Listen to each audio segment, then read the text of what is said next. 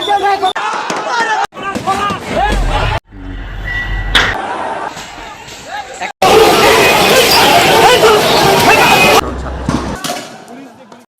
আলাইকুম।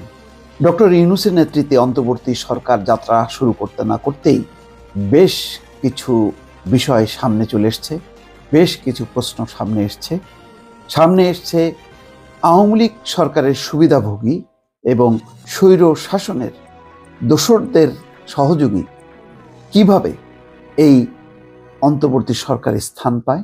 দর্শক, কেন এই কথা বলছি? এই কথা বলার কারণ আছে।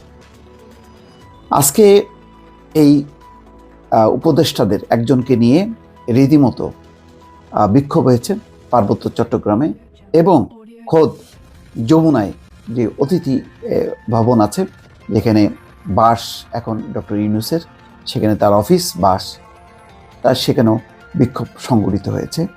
পার্বত্য চট্টগ্রামের কিছু তরুণ তরুণী আজ শুক্রবার বিকেলে রাষ্ট্রীয় অতিথি ভবন যমুনার সামনে মানববন্ধন করেছে এবং তার নিয়োগের বিরুদ্ধেই হচ্ছে এই মানববন্ধন। কিভাবে তিনি ঢুকে গেলেন? এই পার্বত্য চট্টগ্রাম উন্নয়ন বোর্ডের চেয়ারম্যান হলেন সুপ্রদীপ চাকমা।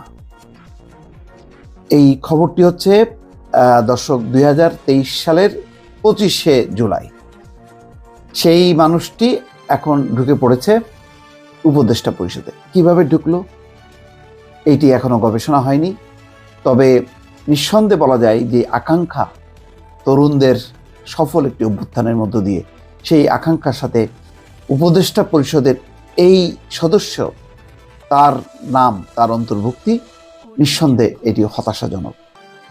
দর্শক, আমি নিজেও ব্যক্তিগতভাবে এই উপদেষ্টা পরিষদের অধিকাংশকেই চিনি, কিন্তু কয়েকজনের আসলে আমি চিনি না, নাম জানি, কিন্তু তাদের রাজনৈতিক পরিচয় কি, সম্পৃক্ততা কি, এটা জানি না। তো এত বড় একটি মহাযজ্ঞ, সেই মহাযজ্ঞের মধ্যে এই ভুলটা কিভাবে হলো, এটা একটা চিন্তার বিষয়। আজকে খবর হচ্ছে এই অন্তর্বর্তী সরকারের উপদেষ্টা হিসেবে নিয়োগ পাওয়া একজনের বিষয়ে আপত্তি জানিয়েছেন পার্বত্য চট্টগ্রামের একদল তরুণ।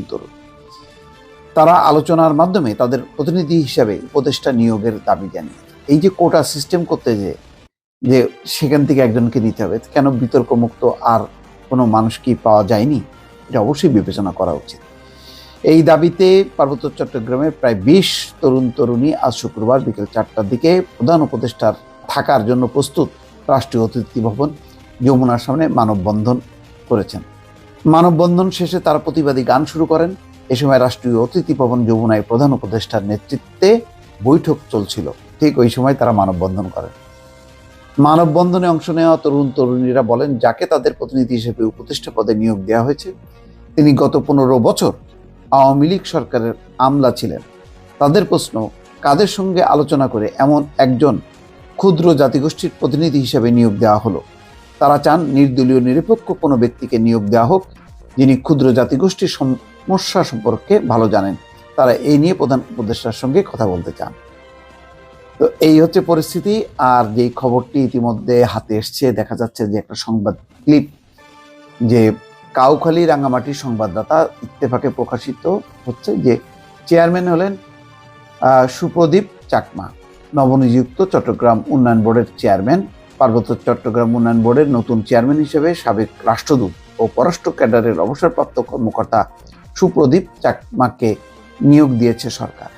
সোমবার জনপ্রশাসন মন্ত্রণালয় থেকে রাষ্ট্রপতি আদেশক্রমে সিনিয়র সচিব কানিজ ফাতেমা স্বাক্ষরিত এ সংক্রান্ত প্রজ্ঞাপন জারি করা হয়। তো দর্শক, কথা হলো এই যে বিতর্ক মুক্ত থাকা দরকার। এই উপদেষ্টা পরিষদের সদস্য এখন 17 জন। তো 17 জনের প্রত্যেকের সম্পর্কে একটি স্বচ্ছ ধারণা যদি না থাকে, কেউ যদি অভিযুক্ত হন যে সাবেক সরকারের তারা সহযোগী, এবং এই সরকার তো খুব গণতান্ত্রিক একটি সরকার যদি থাকতো তাহলে কথা ছিল না। গত 15 বছরে কারা গুরুত্বপূর্ণ পদে নিয়োগ পেয়েছে এটা মোটামুটি সবার কাছেই জানা। সুতরাং এই পার্বত্য চট্টগ্রামের এই তরুণ তরুণীদের বিক্ষোভটাকে আমলে নিয়ে তাদের সঙ্গে কথা বলে এটি অবশ্যই পুনর্বিবেচনা করা উচিত।